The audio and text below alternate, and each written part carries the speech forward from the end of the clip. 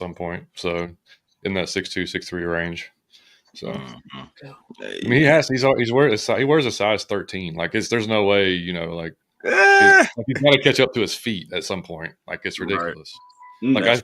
Like I wore 11. I got his hand-me-downs like a year ago. You know what I mean? Like so. Oh, wow. Which is kind of cool. I got a few pair of Jordans I didn't know I was going to get. I bet you do. That's what it is. That's crazy, man. I'm a grown man and I wear a size 12, 13, and that's crazy, Liam. That's what I'm saying. It's like there's no way he's going to stay like 5'10". He's going to keep going up to fill in those 13 size feet. So it's already got me beat. I'm 5'9". Dude. Well, y'all know Mike. Obviously my partner Mike. He's been literally like family. Like he's called Mike Uncle Mike since day one. Like he just thought that was his real uncle. You know what I mean? Right. And Mike got him some custom Jordan cleats before the season. He got him for. I saw those. Those were dope. Yeah, so he got them for him for Christmas. Was it Christmas? Yeah. And he was asked. He sent the size, and he was like, "Hey, what size does he need?" And I was like, "Well, he's in a 12 now, but you probably need to go ahead and order a 13." He was like, "Men's 13?" And I was like, "Yeah, dude. Like not like a kid's 13 would be like a small ass shoe. Like no, like a men's 13." He's like, "There is no damn way." I was like, "Yeah, dude, I promise. So go ahead and order the 13." He was like, "Okay." And then like he got him and he put them on. So he's like, "They fit?" I'm like, "Yes." And he was like, "Dude, I couldn't like in my head wrap my hand around like the kid wears the 13." So all right. Stupid. Yeah. Hey man, welcome to the show. We got to do some housekeeping here. Mike Lahutsky says, "Morning, guys." Hi, Ryan. Mike. What up, Mike? MW franchise player says, "What's good, fellas?" What up, dude? It's good, M-Dub. And he says, "Size 13." Yeah, he's going to the league. I hear that. So hey, Liam, let me ask you this question. I know who your favorite Braves player is. Who's your favorite non-Brave player of all time? All time. That he's seen play? Yeah. Yes. Okay. I was thinking old. Let's see who have I seen. I've seen everybody. What's up, Smitty? What up, Smitty? Skeens is impressive. Yeah. Yeah, Skeens is impressive. He is. That's random. Alcantara. Yeah. I like me some Alcantara. Yeah. Yeah, I'll go with that one. Alcantara. Okay. You can't go wrong there. John, same question. Yeah, I mean I hate to say Skeens, but Skeens is ridiculous to watch. He's fun to watch. Position player, non-Braves player. I don't want to say anybody in the East because screw the East. That's not us. Man, Judge is. I mean, it's hard to say not Aaron Judge too. I mean, like it's just a freaking giant with a swing and a stick is what it looks like. But yeah, probably Judge, fun to watch. Skeens pitching wise. Who was the dude for Cincinnati? Which one? Pitcher? Ellie Cruz or whatever. Well, Ellie's but I was talking about pitcher. Sonny Gray. No, the other dude that throws like gas. Or Hunter Green. Yeah. Okay, I can see that. For me, I'm old, so keep that in mind. Currently at least. My two favorite players, that I watched. They don't play anymore, but three. Pitching, non-Brave, Randy Johnson. Just nasty. Randy killed a bird. Oh yeah, exploded a bird. Randy killed a bird. That wouldn't even that bird didn't even know it hit him. He was in La La Land before it was even. So it's spring training, right? And Randy's throwing a pitch, and the bird flies over the plate, right? And it was in between home and it was in between home and the plate. Yeah, it was like And Randy, that bird pissed off somebody in the previous life. I don't know what he did, but I know his life ended that day. So anyway, I like Randy Johnson, 6'8", really intimidating lefty. You just didn't want to, but he pitched. He had a nasty breaking ball, and that fastball sat about 96, 97. There wasn't a whole lot you could do with it. Favorite position players that are non-Braves. I was always a fan of center fielders, so I'm going to go Jim Edmonds because Jim could go get it. He was Jim amazing. could go and get anything, and then Kenny Lofton. Just because Kenny could go get it, but Kenny was just a pest, and he ended up being a Brave. But Kenny was just a pest on the bases. Like Yeah. you couldn't stop him. So Oh, yeah. those are my two. Liam, yeah. You said sorry. what? Sorry. Now, if we're gonna go back, like I've ever seen, like I was just going current players, but like ever, I mean, favorite Brave Chipper for sure. That was my my guy coming up. Him Yeah. and King Griffey Jr. I tried to emulate King Griffey's swing like from Yeah. a right side, like constantly. Like I would try to do that nonstop. I collected baseball cards like most kids. I've probably got 70 King Griffey cards. I would trade other kids for them. And I've got them all like in nice little cases and everything. But That's that a was my nice two little guys. collection there. Dude, yeah, it's they're somewhere over here. And then pitching, even though he did end up pitching for us, I always like watching Billy Wagner, because Oh, yeah. smaller guy but just nasty, just filthy. Um, and then I mean, of the big three, like it's hard not to say Maddox, but Smoltz was probably like just he had that mentality, like I'm gonna be better than you every day that I'm out there, that kind of guy. I mean, Maddox did too, but Smoltz kind of wore it on his sleeve a little bit more than those other two guys did. But Smokes through 96, 97. He could do that. You know what I mean? yeah, he could at the time, absolutely. And Maddox and Glavine had to locate. They had late movement, but they had to locate. But John could just come out and be like, "Hey, man, here it is." You know what I mean? Hit it if you want. Guess what? Today, fellas, y'all sit down. Watch this. Good morning, good afternoon, good night. Sit down. Now he could pitch. John wasn't a thrower. Okay, he could pitch, but he had the stuff to where if he needed it, he could just come right at you. Whereas the other really had to more so pitch. Him going from starting to the closing is crazy. To be that successful at both of those roles is nuts. People don't realize how difficult that is because it's a different mentality. If you're a starter, you can have a bad inning, maybe. But as a closer, it starts and ends with you. It ends with you. You are the last line of defense. So if you go out and have a bad night, hey man, it's all on you.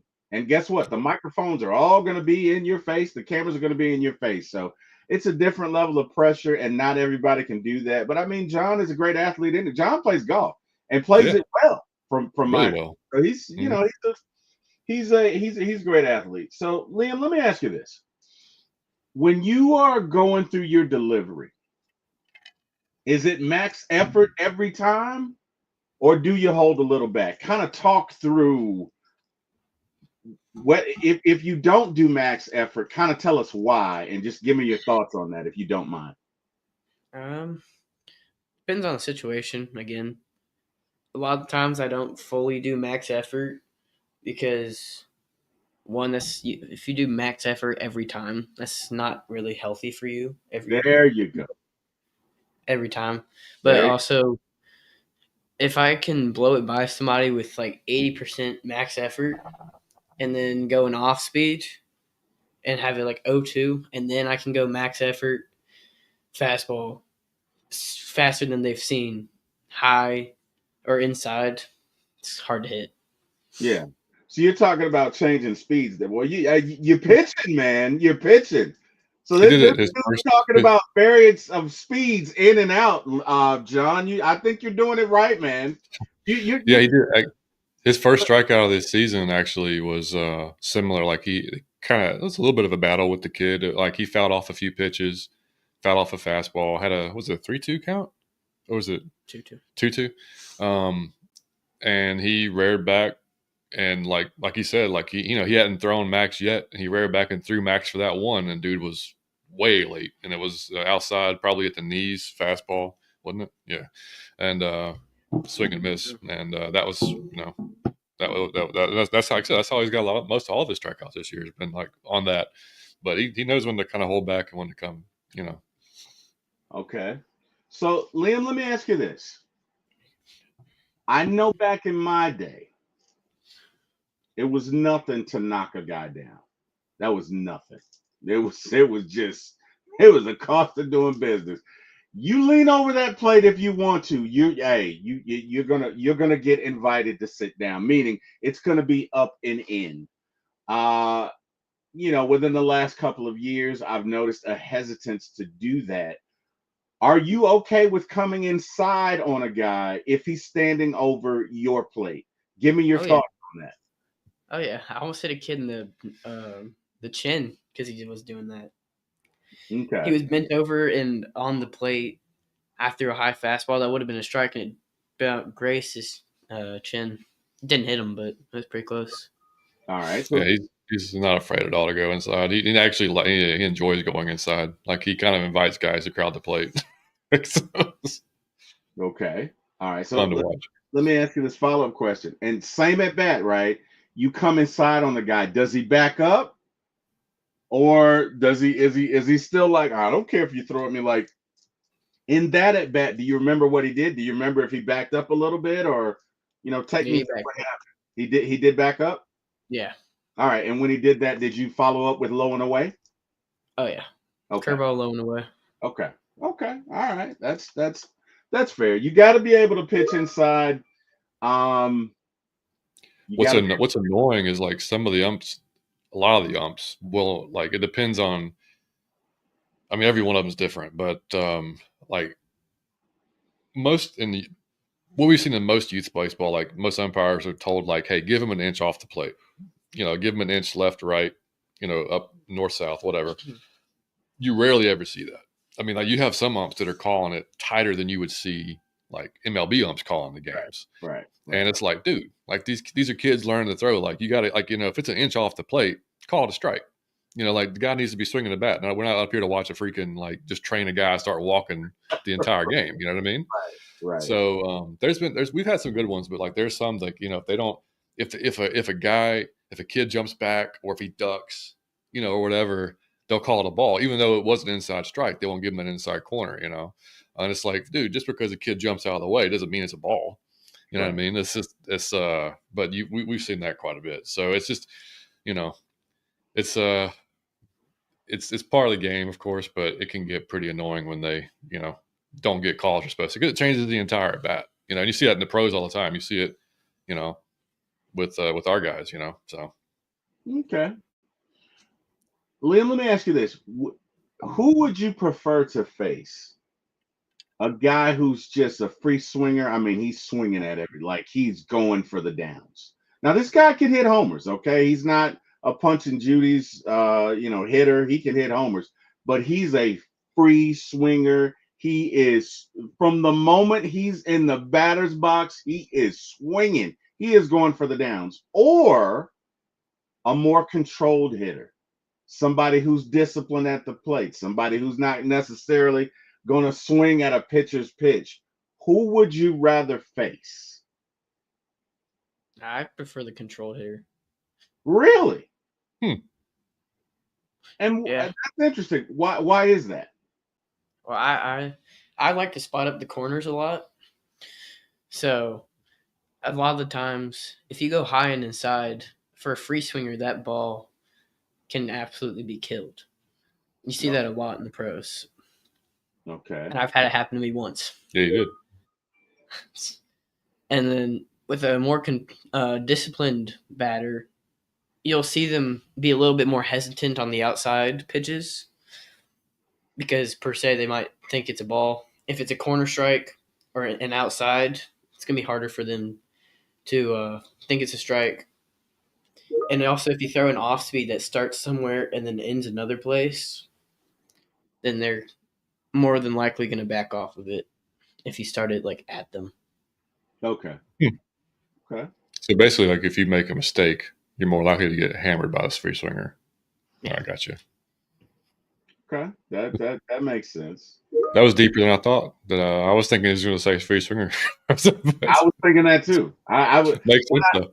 When I wrote the question, I'm thinking that, and okay, all right, well, hey, Liam, I hear you. As long as you're getting those corner calls, then yeah, absolutely. Yeah, the guy, the hitter will be a little bit more selective about what he swings at. So if he thinks it's going to be, that makes sense. Okay, yeah, I didn't slide up pitch. There we go. Apparently, me either. Would you rather win an MVP or a championship?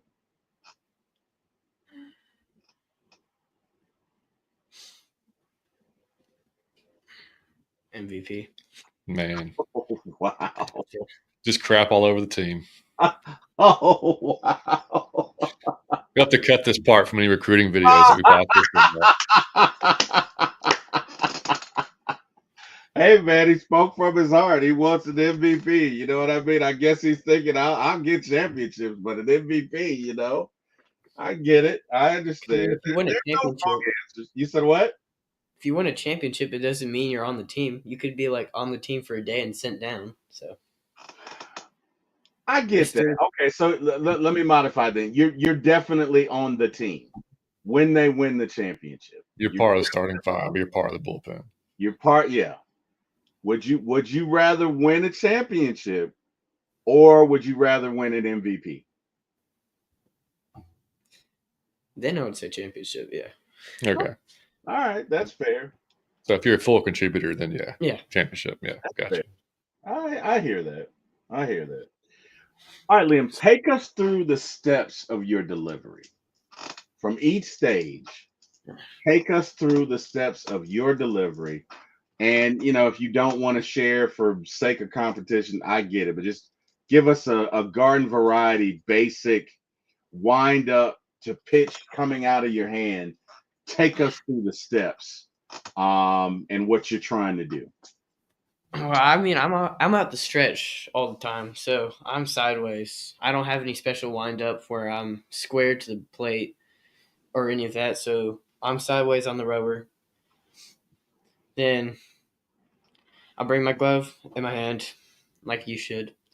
Do a little bit of a leg kick towards my right leg, and coil the hips a little bit more to get some more leverage out of your legs, and then go sink into your back leg and go to the plate.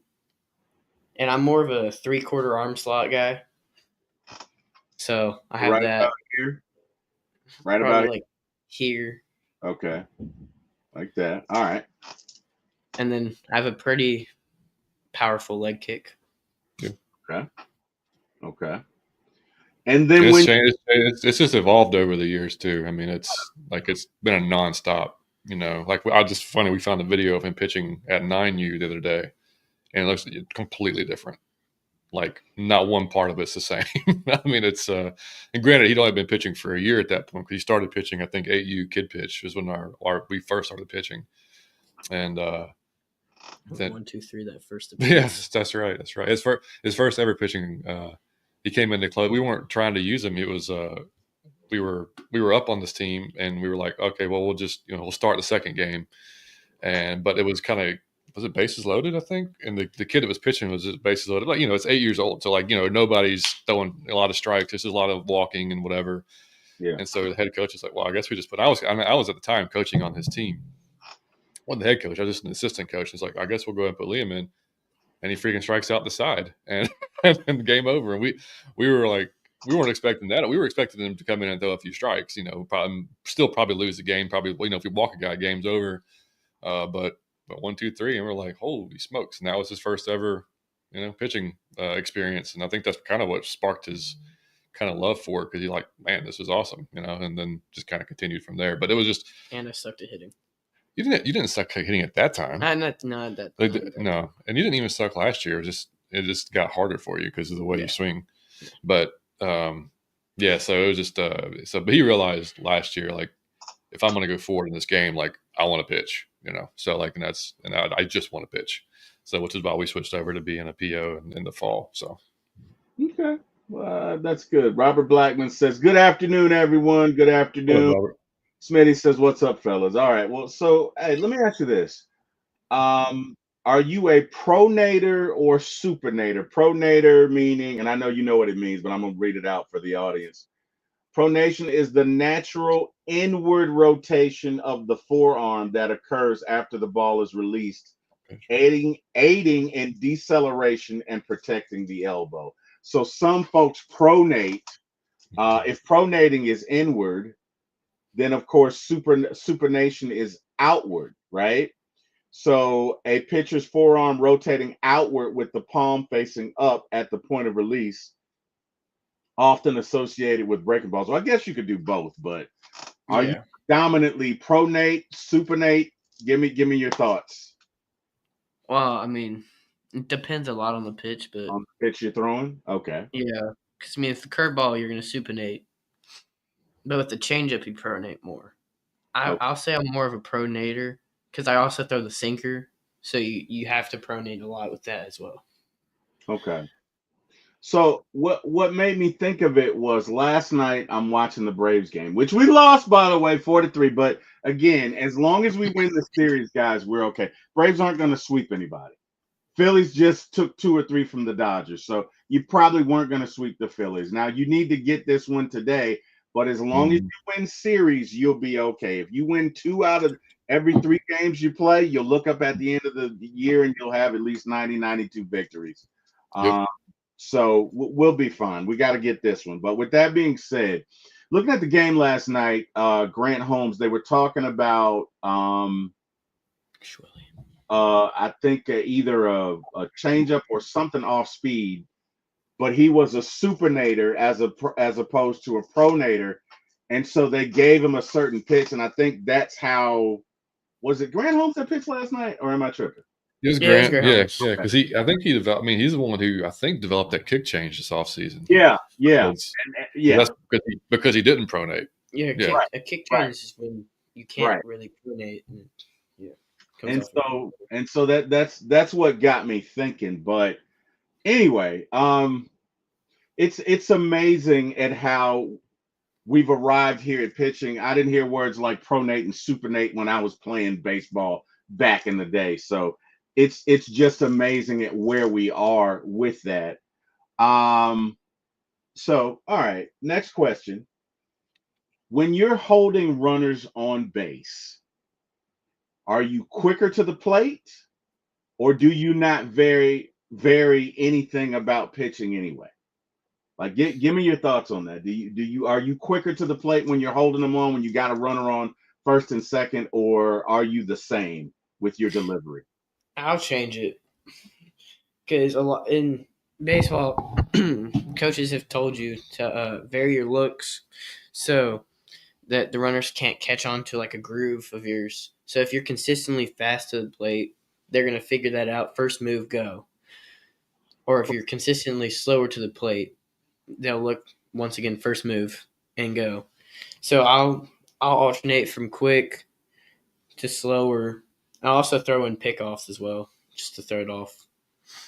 And he has a slide step he uses too. Like, so it's, whereas he has a fairly, like you were saying earlier, pretty large or high leg kick when high knee raise, I guess you could say.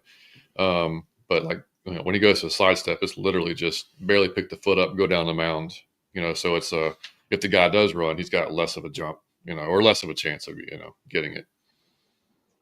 Okay. He's got a pretty sweet little balk move too that never gets called.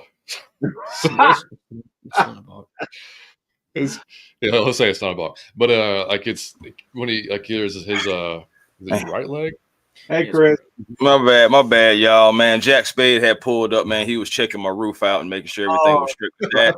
And then, also my AC unit. So I wanted him to check that out too.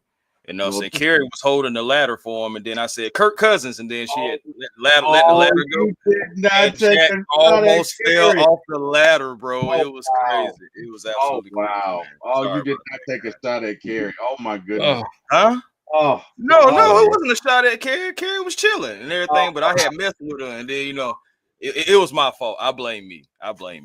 Wow. Sorry, Jack. You know what I'm saying? I know he's listening while he's on the roof. I know who's going to hear about it later on in that chat. I know that. I know that. John, explain what a balk is to the audience who may or may not know what that is. Well, it's if you don't come set, like so. Well, that's one way. I mean, like there's multiple ways. So like if one way is if you don't come set as a pitcher. So like when the ball comes into your glove, you have to at least sit for a second. You know what I mean? Like you can't break for more than that. So if you just come to it and then boom, that's a balk. You know, you've got to like come set for a second. The other way is well, you can explain the one from Another way is if you move towards the plate and then not go towards the plate. Say you move your left leg towards home plate and then turn around and pick off to first. That's a balk. That's what he does, but so quickly, like the umps never see it. Like it's his left leg will bend just a little bit toward, and then it'll just spin. And it's like there's been one coach just like, dude, he's balking, and then One they get coach like, in like 7 years. I know, and then like the guy's like, no, he's not. The umpire's like, he's not. I can't see Right. it. And then, but so he just keeps getting away with it. I'm like, well, shit, just keep doing it till you never get caught. You know what I mean? So, but hey man, Eddie Guerrero said you ain't cheating if you ain't trying. Yeah, and that's true. Hey, so and for the audience who doesn't know, if a balk is called, the runner advances to the next base. So if you got guys on the second, they go to second and third. If they're on second and third, the runner on third comes home, and the runner on second goes to third. So that's the penalty of a balk. Don't do it. Don't do it. All right. So Liam, when you're looking at a guy and you're trying to assess how you're going to pitch him, and you see that he's a pull hitter, total pull hitter. Give me your thoughts on what you're going to do. And again, you don't look. I don't know that anybody you're going to face is going to watch this show, but to the extent that they do, consider that. But just give us a general idea of how you're going to attack this hitter. Outside. Okay. So if you're going to pull hitter, anything middle in, it's going to be deep left field or line drive, depending on strength-wise. But, I mean, if you go outside and they're a pull hitter, they're either going to pull off the ball completely and miss, or it's going to be a weak tapper to right side of the field or to me. Okay. Okay. Sounds good. Well, I hope you don't have the umpire that the Braves had last night, you know. Dude. Yeah. As long as you don't get that ump, you know, I think everything will work out for you, brother. Yeah, it's like I go back and forth. I'm like, yeah, I want freaking robot umps. And then there's times I'm like, no, like that would change the game too much. You know what I mean? It's like, yeah, it would. No. It would. I just want ABS. Yeah, ABS I think is a good like in between. You know what I mean? Like you can challenge three pitches you can challenge? I mean, if you consistently get it, then no. No, yeah, that's right. I think if you keep getting it right, I think you get an extra challenge or whatever. It's like in football, you can't challenge again if you get it wrong. Yeah, so like an ABS, like if for anybody that doesn't know, like you know they tested ABS in spring training this year with the certain games, and only the pitcher, the hitter, and the catcher can challenge it. And so, you know, and there's several times I think we've all seen this in this regular season that we could have challenged the pitch and got it right or got it overturned. You know what I mean? And that changes the entire at bat. Like I said earlier, I mean, so I'll be all for the ABS coming to MLB because it took like seconds. Like it takes like it's not like 45 seconds. Yeah, it's not like the like NFL replay where you're sitting there forever. And you know, like it's literally just like okay, yeah, that's a strike, and then move on. Because they use the same technology as tennis uses when have y'all seen like you know the ball hits the line in tennis? You know, I mean, it's like down a millimeter. They use the same technology, so it's like. Hell yeah, use that. Definitely for that because we definitely needed it. We needed that thing. And then it was so crazy because in spring training it wasn't even available for us to even use like the challenge and everything. So it was just we didn't even get out. Certain stadiums had it. Yeah. Right. Crazy. All right. So this question is for everybody, but we'll start with you, Liam, as you are our special guest. If you could go back in time and meet a major leaguer that is no longer alive and have a conversation with them, who would it be and what would you ask? And Dad, if you got to help him out, it's just fine. Who do you think I was going to say? Who you're wearing? Hey, Karen, yeah. Yeah. Oh, no. Like his name.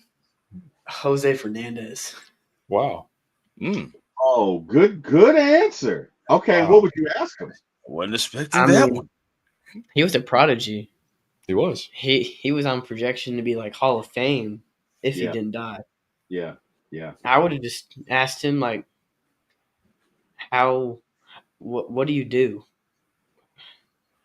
I don't know how to explain. Like, what was his process of basically Yeah. making it there? Like, what you went through, because he was up at a young age. Yeah. he was like 20. And was dominant, and like, I mean, for anybody that didn't see him, I mean, like, he was, I mean, we hated to face him as the Braves because like he was just a dominant guy, and just I didn't expect it. He's wearing a Hank Aaron jersey. I thought it was gonna be Hank, but pitching wise, like Jose, that's awesome. Yeah. That great answer, John. Same question. He was 20. He was 20 Yeah. when he came up. Mm-hmm. So that's crazy. And pitching in the big leagues at 20, man. Like that's wild. Let's see, who would I talk to? Chris, if you know, go ahead, buddy. I'm thinking. I am too. I was going between two guys. I mean, Hank Aaron. I really was going to say Hank myself. So just for obvious reasons. But if I had to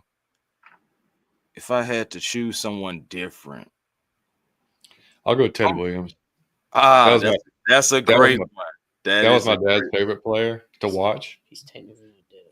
And he's frozen in the lab. He is frozen. But I mean,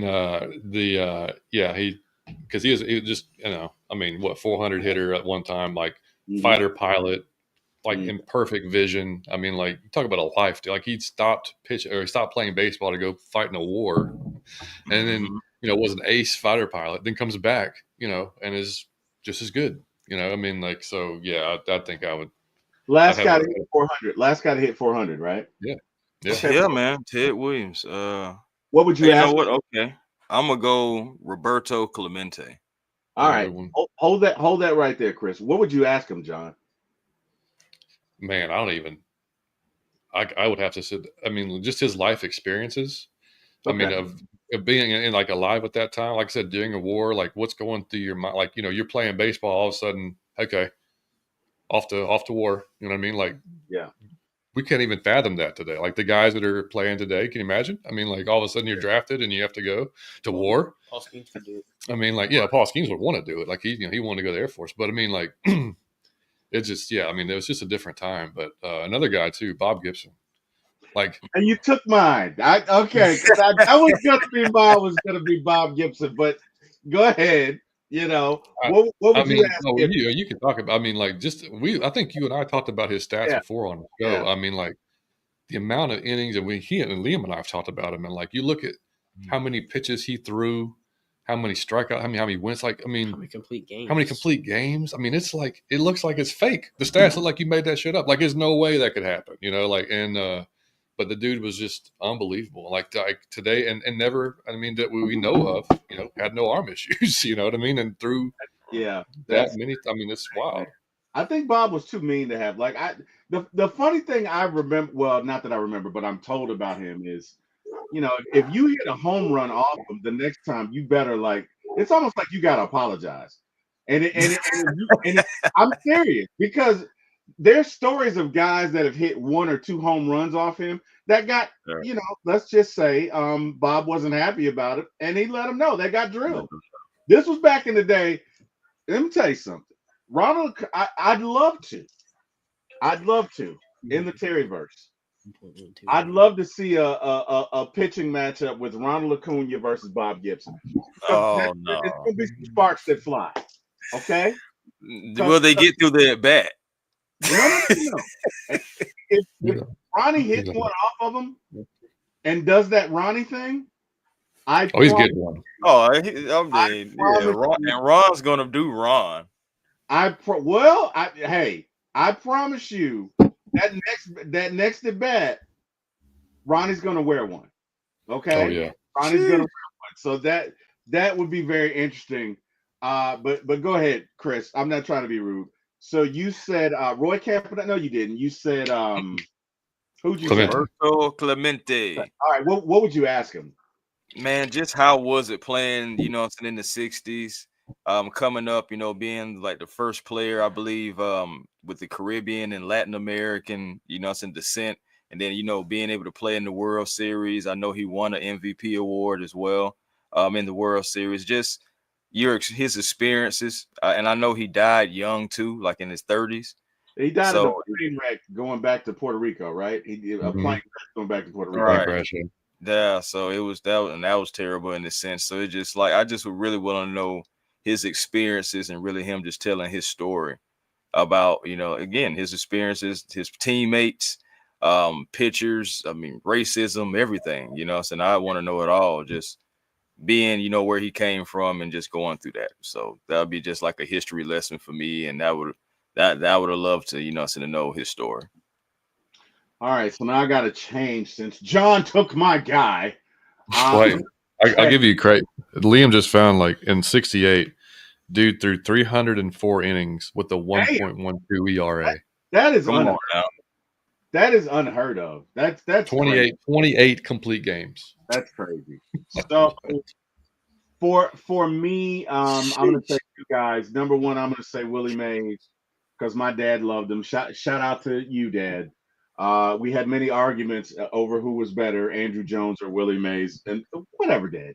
I didn't agree because I saw Andrew Jones every day, and he was like, "Oh, Willie Mays," and I was like, "I didn't see Willie Mays, Dad, but I see Andrew Jones every night." And you know what? I never saw Willie Mays do. I never saw him do a Spider-Man off the wall, Dad. Dad didn't like that, but whatever. Shout out to you. Right.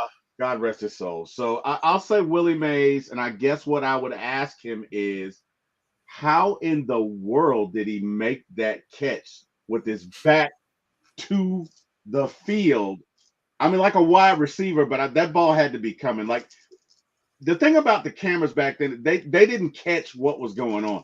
That was a line drive directly over his head. You know how skilled you got to be to do that. Like that was a great catch. So I'd have to ask him about that. I'd ask him about just some Joe Schmo doing that for sure.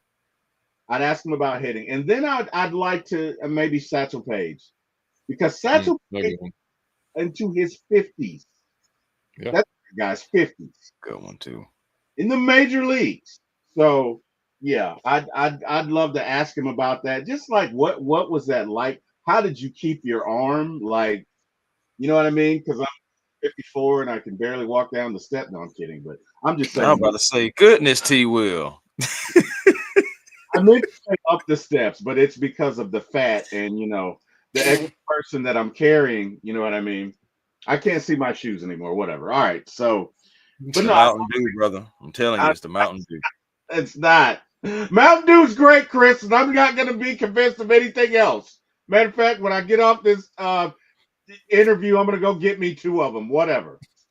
and the crazy thing about it, they're going to be 2 liters, not 20 ounces. That's the thing I'm concerned about. You're not my real dad, Chris. I'm kidding. All right, so let's see. All right, Liam. Next question. If you are a major leaguer today, and Liam, I got to keep it real. You're on the Atlanta Braves. Liam, on the Atlanta Braves. We need to. So. And your teammate, left fielder Jerickson Profar, is popped for PEDs. Are you pissed? And if so, in the locker room, away from everybody else, do you let them know about it, or do you just stay silent? Like, because him being away for 80 games is gonna hurt you. It's probably hurting you now. Give me your thoughts on how, as a teammate, you would handle that. I mean, I would be mad. Okay. Probably wouldn't be vocal about it as much. Okay. That's fair. John? Definitely fair. That's probably. I think that's probably the majority of the reaction of the teammates. You know what I mean? Like they're all probably pissed about it, but they're like, unless you just know them really well, unless some of them have a good relationship with them already. Maybe Ozzy knows them well enough. Like, he'd be like, dude, what the hell? You know what I mean? But, but if he's sitting there saying like, man, I didn't know. I swear I didn't know, which is still crazy to me. Whatever. Not true. But 2025, man, we're in 2025, family. Exactly. Like, there's no excuse for it, man. Like, if you're going to take anything, like, it's real quick to say, hey, get team doctor, whatever. Like, am I good? Like, are we good to go? That's it. That's all it takes. You know what I mean? So anyway, I know we hash all that crap, but yeah, I think a lot of the guys are probably pissed about it. They just keep it to themselves or whatever, and because they can go off on it, but it's not going to do them any good or do Profar any good at the moment. Don't stress everybody out. Yeah, right. Yeah. Yeah, for no reason. I mean, because again, we're in 2025, guys. I mean, I read it, you know what I'm saying? I mean, I feel like he's remorseful, yeah, but it's just like it just sounds like a lot of irresponsibility. Because again, you could have, just like you said, John, you could have been asking the doctors, making sure everything's good. You said you've been taking things like last year and everything. It's just, I mean, now it's just like everything that you done before you became an Atlanta Brave, folks looking at it like, that's why. So now when you come back, it's like, are you going to be anything like you were last year, that what we was expecting, or are you going to be worse? Like, it's just, it's just terrible. Then we make playoffs, you can't even play. So it's like, yeah, like that's why you had a career year last year. Okay, got it. Right. It just really kills the credibility of your skills, honestly. Yeah. He wasn't Chris, are you cursing him out? If you're in the locker room, are you cursing him out or no? Nah, man. Honestly, for me, it would be one of those things where I'd be probably more disappointed than anything. Because again, for the things that I just recently said, and honestly, I mean, yeah, he's still my teammate. I'm still gonna ride for him, but I'm not gonna bash him in the public eye, anything like that. But I just would probably be quiet. Not in the public, behind closed doors. Behind closed doors. I probably wouldn't even have a lot to say behind closed doors, because again, what he already knows that he's in trouble. He already knows, saying that he should be feeling terrible, et cetera, et cetera. Me just piling it on ain't gonna do nothing but just add stress to myself and stress to the situation. Honestly, so I think the best thing for to do just to bow on out, or revamp your mind for these next 80 games and just come back, ready to contribute. That's all I can say. So you just walk up to him, put his hand on his shoulder, just shake your head, give him that. It's like look. It's that meme. It's that meme to where you got the hand on the shoulder, and you just and walk away. Like, he knows. All right, buddy. I mean, because at the same time, it's not like he's been a Brave for a long time. We just got him at the same time. I don't care about that. So if it's me, I'm cussing him out, and I'm gonna tell you why. Okay. Hey, my father's name was Willie Wilson, and if you knew Mr. Wilson, you would know that he knew when to administer some justice. Okay. I'm gonna tell you why I feel like justice is due. Because the same thing happened with Junior, did it not? Did the same thing not happen with Tatis Jr.? Right. Did that? Okay. And then you studied with his dad, right? And he helped with your swing, so to speak. And now, like a year, maybe 2 years later, you get popped from the sun. You knew what you were doing, man. You knew what you were doing. So you're gonna get cussed out from the rooter to the tutor. And I'm gonna let you know, for those of you who don't understand, from Alpha to Omega, from Genesis to Revelations, A to Z, whatever you want to pick, I'm gonna go upside and down sideways. I'm gonna cuss you out to let you know when you bring yourself back, sir, you better be ready to go, because what you've done has impacted us, and you knew what you were doing. There's no coincidence that you're hanging with birds of a feather flock together. Fair or not? It is what it is. So I absolutely think he knew what he was doing. I don't think it was an accident. I think it was irresponsible. I think he deceived the Braves, and damn it, he's here now. Sorry about that. There's nothing he can do about it. But yeah, I'm cussing him out. Oh, we having a conversation, and there might not be any reporters there, but we're gonna flip some tables. We're gonna have a discussion. We're gonna have a discussion, because sometimes you need that. I'm not saying that is the response for every case, but this was within his control. He absolutely knew what he was doing. He chose to do it, and now it's going to hurt it. You miss me with the fake concern. Miss me with the fake apology. You knew what you were doing. The same thing happened to your boy 2 years ago. Same thing. You trying to tell me that's coincidence? No. I'm cussing him out. Yeah, and I think it's so crazy though. But all the things you just said is the reason why I don't want to, go there. Because again, it's just like, bro, it's just You did know. Come on, man. I mean, I feel like you knew, and I feel like it was just you being irresponsible. You just got in our locker room, our clubhouse, should I say? And honestly, you should already know when you come back. And we're gonna tell you that too, though. When you come back, yeah, you're gonna have to earn your keep in this locker room. You're gonna have to earn your keep in this clubhouse. We got you for the next 3 years. Um, for the rest of this season, it should be just you just trying to be the best teammate that you possibly can and help us get to the playoffs and just root us on from there. You know what I'm saying? And come back the next season with more integrity, more you know what I'm saying, just more everything. Really, yeah, because I can go on and on about everything that you need. So just more everything. Yeah. So guys, this brings up a scenario for me. I'm curious about it. How do you guys feel about traffic cops in the locker room? And when I say that, I mean there's got to be somebody in that locker room that you're going to be accountable to, other than the coaches, right? Like in your team ecosystem, there has to be a guy that's like, guys, let's get it together. Let's go. This isn't acceptable. There's got to be that guy. Or do you guys not think that? Like, I know when I played, I think they have guys like that there. I think there are pieces in place outside of Snit that you know some guys that you can listen to, Marcel Ozuna, maybe Austin Riley, Ozzy Albies, depending on you know in the situation. You know, there's guys that have equity into the Braves. Shoot, Ronald Acuna. You know, I mean, I know he has the flash and everything, but these are veterans and leaders in the locker room. So I do believe that there is a chain of command when it comes to that.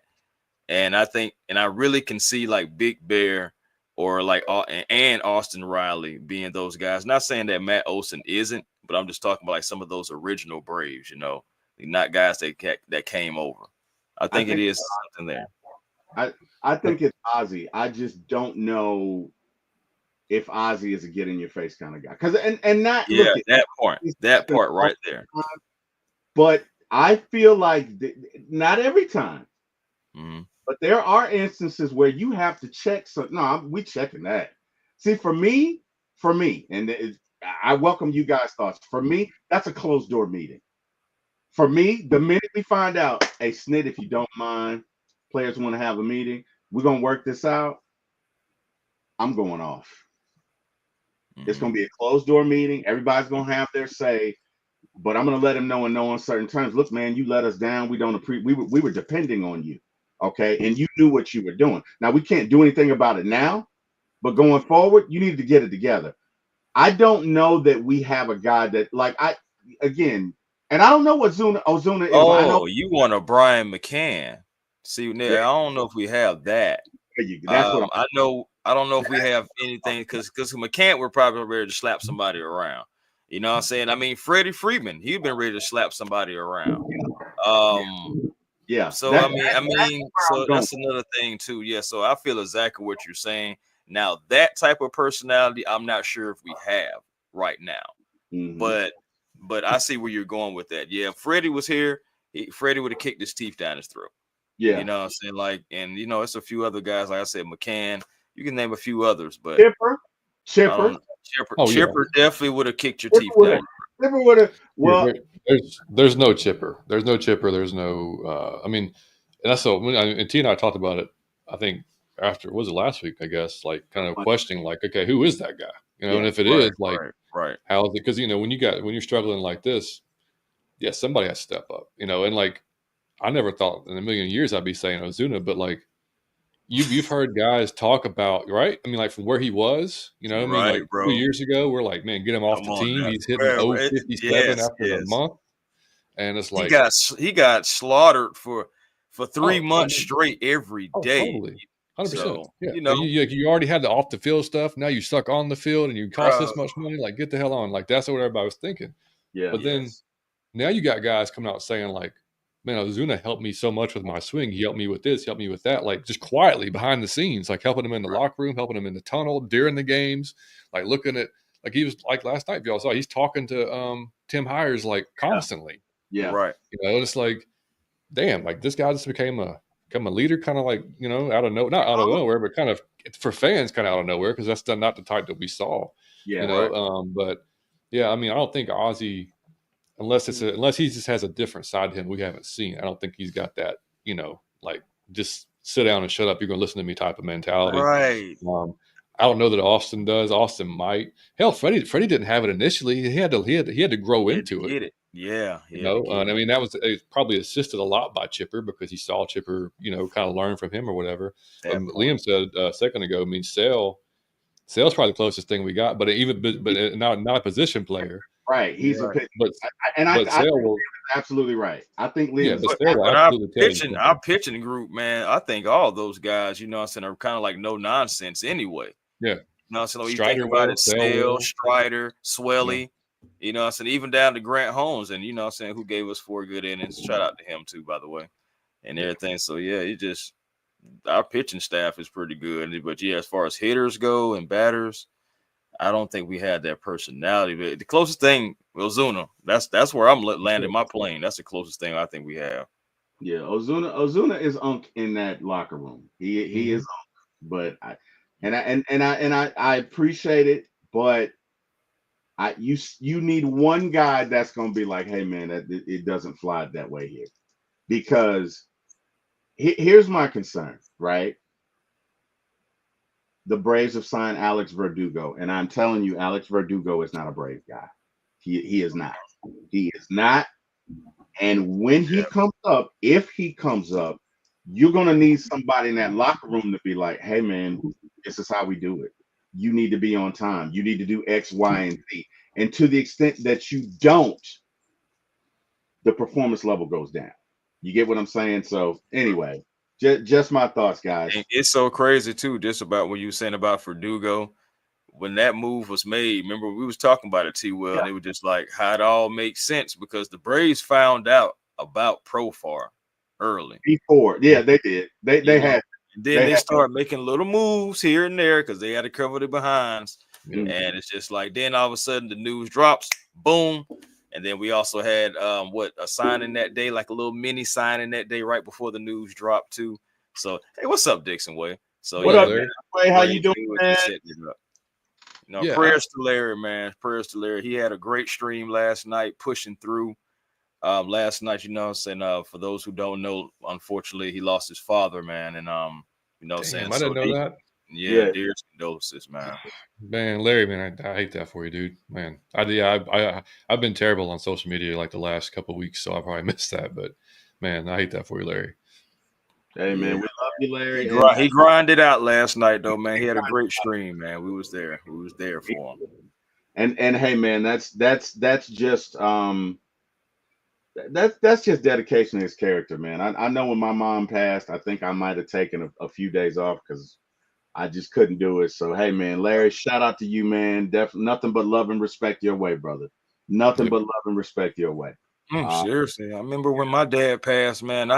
I was still in school. I had to take a month off from school because it happened and I still was going through classes and everything, and then I was just realizing halfway through the month I was failing, and I was just like, guys, is there any way I can just some recalibrate?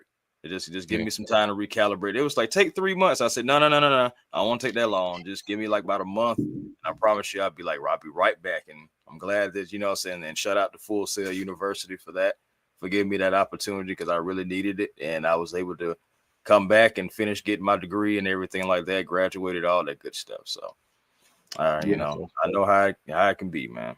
Oh, it's tough, man. It's tough. I remember when they told me my mom was gonna pass, I didn't want to believe it because it didn't seem that way looking at her, and they were like, well, she's got next week, and next week, you know what I mean? And I was, oh my god, it was rough. So Dixon Way, you have my utmost respect, bro.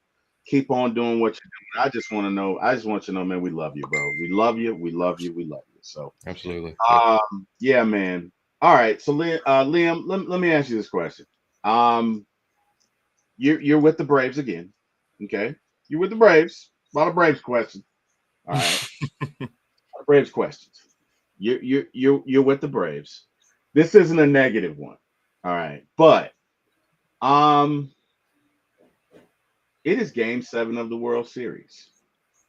Hmm. And And at this point, you are an established pitcher, Mr. Liam Yates, getting it in. But the Braves are in a precarious position. They've used their closer 3 days in a row. You started game 4. No, you started game 5. Okay. Schnitt comes to you the day before and says, hey, I may need you to pitch 3 innings today because our starter is probably only going to give us 4 to 5. The 3 innings that you pitch, would you rather them be 5, 6, and 7, or 7, 8, and 9? And why?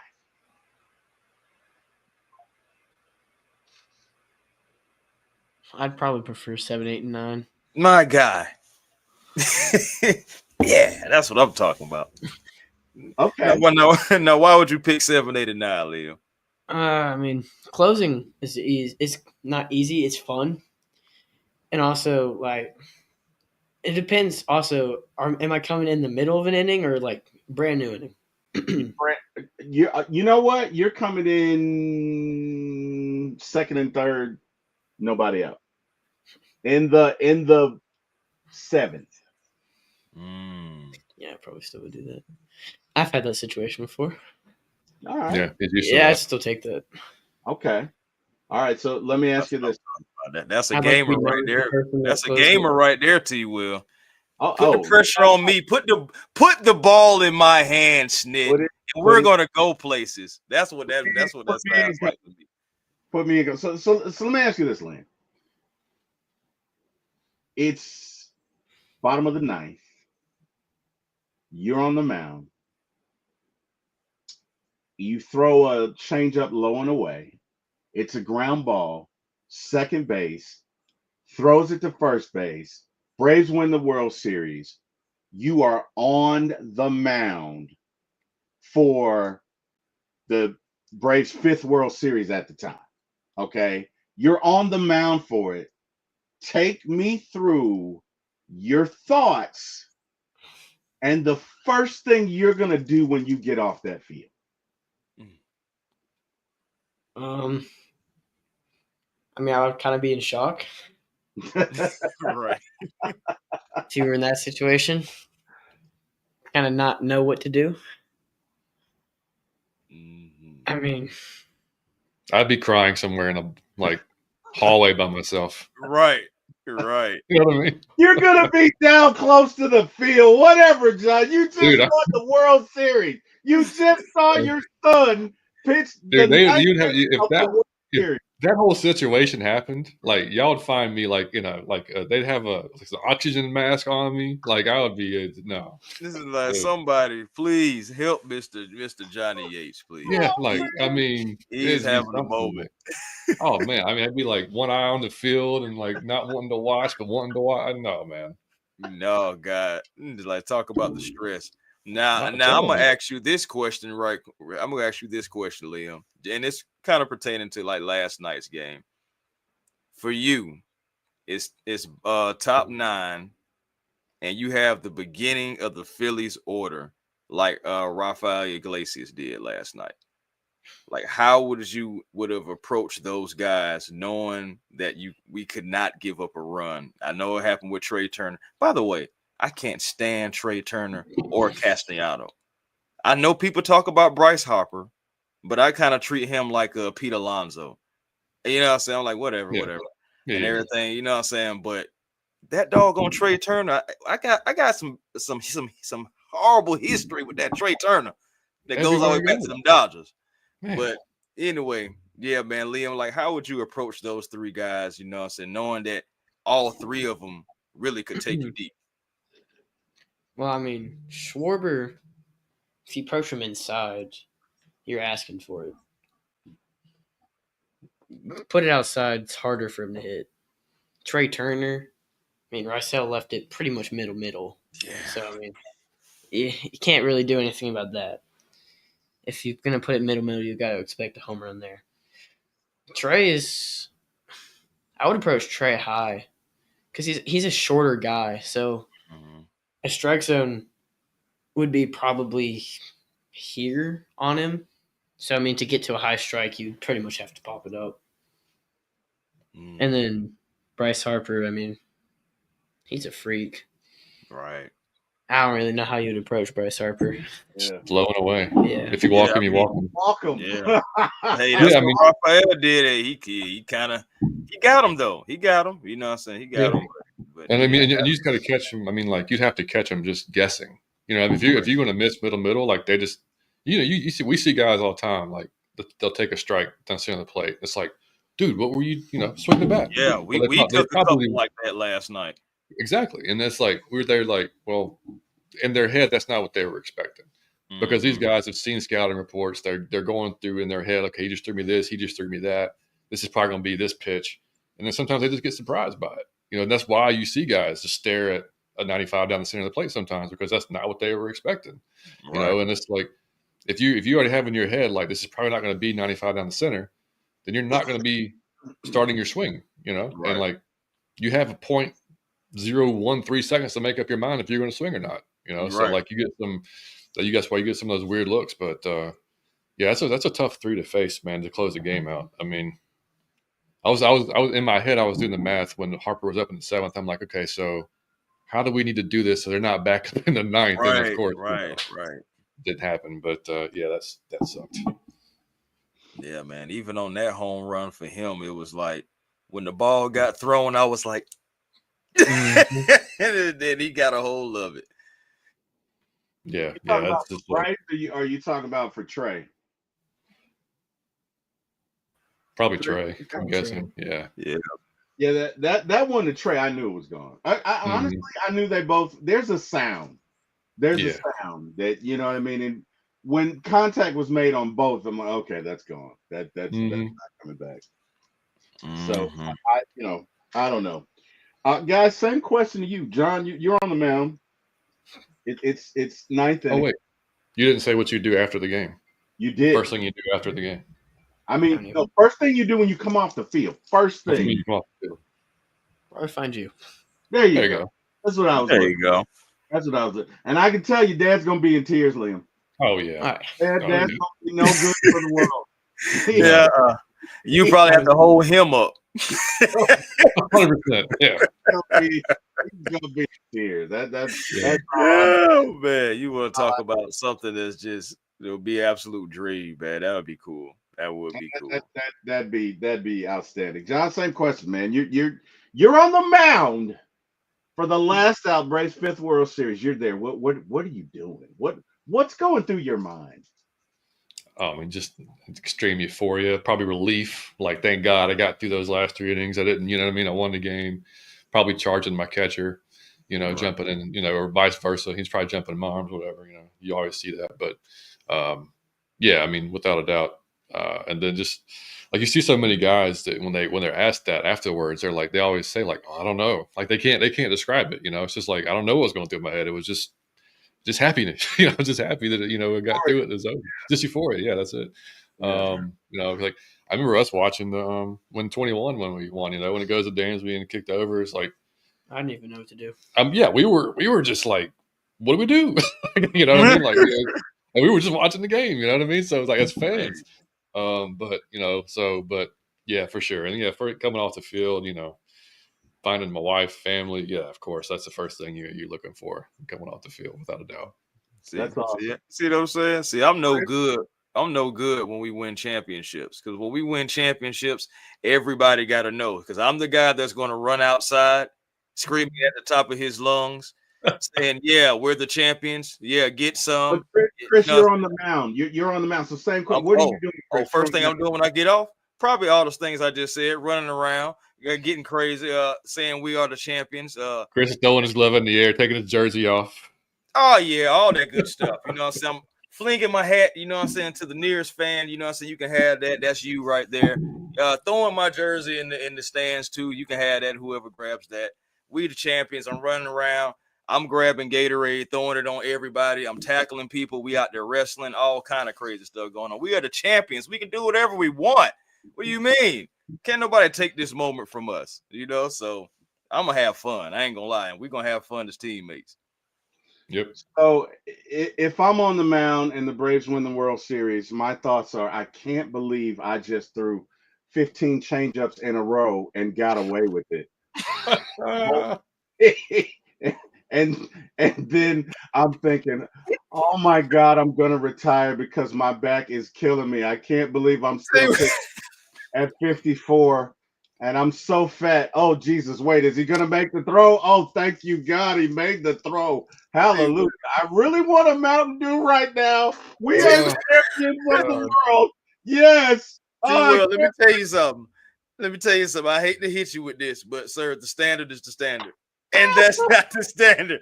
If you're going to be a part of this Braves organization, sir, you're going to have to shape up or you're going to be shipped out. Okay. Hey, man, who is that fat dude that pitched for the Mets? He pitched for us at one time. Cologne. Yeah. Bartolo. Yeah. I'd be Cologne. That's who I'd be. I'd be fat ass T. See, but Cologne didn't start out that way. I remember Indians Bartolo Cologne. 54, dude, I'm 50. We're talking like present day. First off, it'd be a modern day miracle for a 54-year-old pitcher to still be pitching. But I'm not going to be throwing fastballs. It'd have to be change ups and curveballs, and they'd have to have movement out of this world to be a closer, right? So I'm trying to be realistic in this fantasy. I'd be thinking, I cannot believe that I got here and I'm the closer and I don't have a fastball. Holy shit. We just won the World Series. Easy, guys, because I know I'm retiring and my back is killing me right now. And why are they piling up on me? If you're not going to have a fastball, you got to be throwing more than chains up, man. You better give me a fork ball or something out there. Okay, right. So look at Liam. Liam's the starter. We're on the same team. Liam taught me my sweeper, and it's my sweeper and my changeup combo that's working. And they're wild. Anyway, this would never happen. So anyway, I'm excited. I'm excited about it, and I'm like, oh my God! And then okay, T. Will, where's the first place you're going? And you can't say the drive-through. So where you going? What do you mean I can't say the drive-through? You can't say the drive-through. Yeah, I gotta make you think. Run out of it. All right. So I just won the World Series, right? Right. All right. So I guess I'm calling up the wife. I'm taking all my friends. So that you guys, everybody on this panel, Dixon Way, everybody in the chat, we're all going to Ruth's Chris. I'm written out Ruth's Chris for that day. We're all going, and I'm a pitcher now. So I'm at least making 4, 5, 6 million. Everybody's comp for that day. We're going to Ruth's Chris. We're gonna have the best steak, not well done. I was just about to say, is well done steak allowed or no? He said not if I'm paying. No, you tell the door immediately if that happens. For that day, I can't have heavy liquor, but I'm gonna have a whole lot of wine, man. Oh my God, it's and I'm gonna. Oh yeah, and as a prerequisite of coming to Ruth's Chris to celebrate, you're gonna have to get drenched. That's the only thing. You don't have to pay for anything, but you're not gonna leave dry. You need to know that coming in the door, okay? And since Liam's on the Braves too, Liam, we can split the bill. I'm just saying, there's a whole lot of folks going to Ruth's Chris. I was just saying, hey, man, you doing your thing. That's gonna be a big ass bill. Okay, so Dixon Way said no well done steaks at Ruth's Chris anyway. They say you ain't gotta worry about that. That's true. They'd be like, what? What's talking about? You say you want a brick? That what you want? You want a brick? Got you.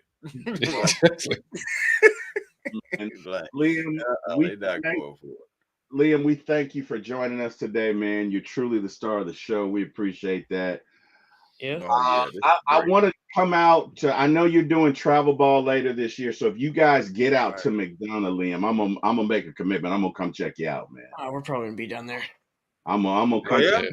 Oh shoot, yeah. Let somebody know. I'll try to pull up myself too. Yeah, we're all over Georgia at this point. Okay. Yeah, we're going national soon. Just saying. We're going to Clemson. We are going to Clemson. Okay. Cool. Dope. Yeah. That's dope. The last tournament of the season, we got this team got invited to this tournament up there, so it'll be playing on Clemson's University baseball field. So that'll be a pretty cool experience for them. Yeah, man. So that'll be fun. And we'll probably, I don't know if we'll go for all 3 days because he's just pitches. So we'll probably find out what day he's going to pitch, go up there for it. And, it's a short drive, come back. But, yeah, it'll be fun, man. It's going to be a good season. We got 2 games left for high school next week, back-to-back games.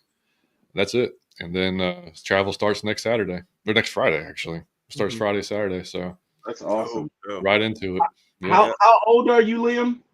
14. Well, let me tell you, you are an impressive young man.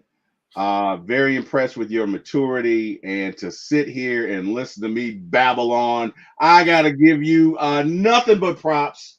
I'm looking for great things for you, and I know your dad is well invested, and because we know your dad and love your dad, that means we're well invested. So we want to see you do well. So let me tell you something, buddy. When you get out there, you kick some ass and take some names. And you keep on doing it, man, because let me tell you something. I like your attitude. I like the fact that you're confident. I like the fact that you think through pitches, and I like how you approach the game, man.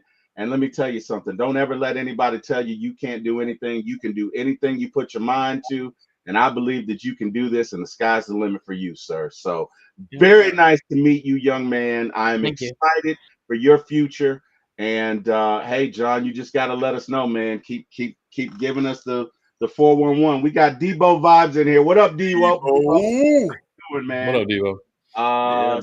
Hey, and John, continue to just remain humble. You ain't got to worry about any trash talk, because you know what I'm saying. I got you on that. You know what I'm saying. I'm gonna hype you up and all that stuff like that. Anyway, man. Like that Liam Yates had a great night. Like, what you mean great? It was phenomenal. What are you talking about? Get your mind fantastic. What do you mean? What are you talking about? All Never these average pitchers out here. Now we're talking about Liam before. Yates here. What's wrong with you guys? Be banging the table and everything right here on A1 Forever Sports. That's right. There you go. That's right. John, tell these folks where they can find you. Yeah, man, y'all can find us out of your effing mind on Twitter, talking about Falcons and sometimes Braves, sometimes just nonsense, depending on I've been following a lot of the retro stuff recently, like retro games, stuff like that. It's been like just from our childhood. It's crazy. You'll see like some of the stuff pop up. I'm like, oh yeah, I remember that. So tweeting some of that stuff. Follow us on. I think Mike's gonna get back to posting. I think he told me. He took a little break, just complete break from social media, but I think he's going to get back later on this month. So he'll be back on TikTok. That's basically. And if y'all still want to subscribe to Out of Your Falcon Mind, feel free. We'll be live the draft night. So we're going to come on a little early, probably 30, 45 minutes before the draft starts, so Mike and I can just chop it up and kind of, it's been a while. So, anybody wants to come in and talk Falcons. And Liam will probably be there for a little bit. But I don't think Mike's going to stay the entire draft, because if y'all know Mike, he does not know a single person in this draft. So he's going to sit there and not know, like, he doesn't watch college. So like when he draft a player, like he'll go look at highlights so he can get familiar with it. So like other than that, he'll have no idea who we're going to draft. But he'll be there for a little while, probably until we draft our wherever. If we pick at 15, he'll be there until then, and then he'll probably take off. But and then we'll have a bunch of guests coming through. So, feel free to come by. And like I said, we're looking forward to it, man. So that's just a couple of weeks away too, the 24th, right? So, yeah, man. Yeah, actually 2 weeks away now, because the days, actually. That's right. Yeah, so you're right. Well, John, man, hey, man, I cannot thank you enough, brother. Chris, tell these folks where they can find you.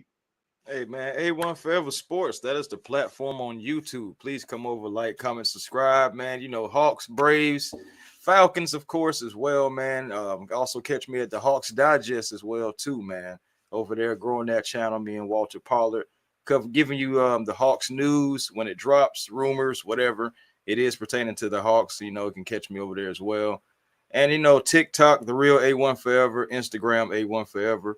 And, of course, Twitter, A1 Forever as well. Hey, man, it's always great talking Braves, or just, with you guys. It's been great having Liam on, getting his perspective, as a 14-year-old phenom playing travel ball. Hey, man, it's just things that just great to see, man, from our youth. And, man, salute to you, sir. And congratulations on all your future endeavors, your future accomplishments, because I know you're going to have plenty. And again, T. Will, always great doing a show with you, man. So let's just keep this thing going. Shout out to the Dixon Wade. I'm pretty sure he's going to be doing the Braves tonight, and Swelly's on the mound tonight. So let's go. in for a treat, man. Let's go. Guys, everyone in this chat who joined us, we thank you. We appreciate you. Couldn't do this without you. Guys, what is so amazing about this interview is I threw questions at Liam that you would ask grown men, and he didn't flinch, and he answered them all and really had very little help from Dad. So I know that Liam has it from the neck up. Because again, I didn't.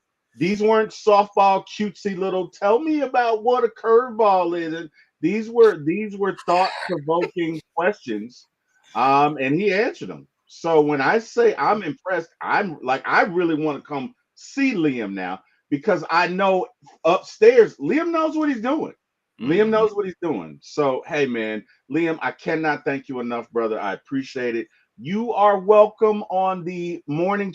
Obviously, your dad's on there, so you're welcome. But you're welcome to come on my channel anytime you want, Liam, and we can talk about baseball, whatever you want to talk about. I'm not kidding when I say I'm very impressed with you because I did not ask questions for a 14-year-old kid. I asked questions that I would ask Chipper or anybody else, and you answered them like a champ, buddy. And again, don't let anybody tell you what you can't do. So I want to thank God for waking me up. I want to thank Jesus for allowing me to do this podcast. Last but not least, I want to thank Eric Parker and Jack Spade for giving my start in this business. Guys, if you get a chance, please check me out at For My ATL Sports 1 on YouTube. The number 4, My ATL Sports, the number 1 on YouTube. Or hey, just grab the link below. Like, share, and subscribe. Tell your friends about it. Great day, everyone. Appreciate everyone who joined us. You guys have an amazing day. And I will be back tomorrow morning with my counterpart, Debo Vibes, and, of course, Jack Spade at 9 a.m. Great day, everybody. Go Braves! Yes, sir. When we see you.